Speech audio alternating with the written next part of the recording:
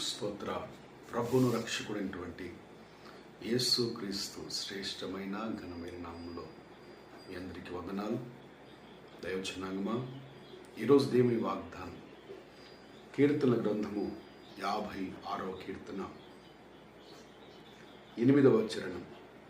నా సంచారములను నీవు లెక్కించి ఉన్నావు, నా కన్నీళ్లు నీ బుడ్డిలో ఉంచబడి ఉన్నవి, అవి నీ కవిలలో కనబడును కదా. Praise the lord. మన యొక్క సంచారములు ఆయన లెక్కించి ఉన్నారు. మనం ఎన్నెన్ని ప్రయాణాలు చేస్తూ ఉన్నామో, దినమెల్లా అనేకమైన ప్రయాణాలు మనం చేస్తూ ఉన్నాం. ఈ ప్రయాణాలన్నీ కూడా ఆయన లెక్కించి ఉన్నారు. దాని అర్థము, ఆయన మన రాకపోకల యందు ఆయన మనకు తోడై ఉండి మనల్ని కాపాడుతూ ఉన్నారు. ఎన్నో అపాయాలు జరుగుతున్నాయి, ఎన్నో యాక్సిడెంట్స్ జరుగుతున్నాయి. ఇదిగో ఇంతవరకు కూడా మనము కాపాడబడుతూ ఉన్నామంటే అది కేవలము దేవుని కృప.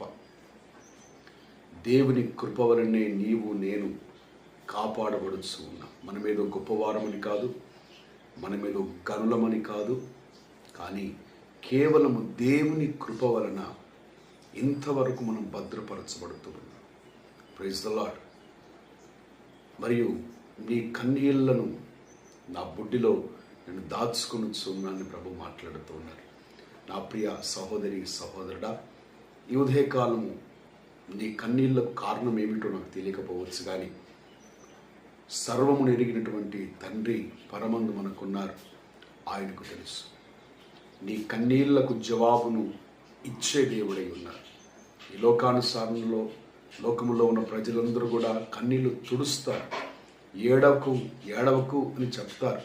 కానీ ఇదిగో నా దేవుడు కన్నీళ్లు తుడిచేవాడు మాత్రమే కాదు, నీ కన్నీళ్లకు కారణమైనటువంటి స్థితిగతులను మార్చే దేవుడై ఉన్నారు.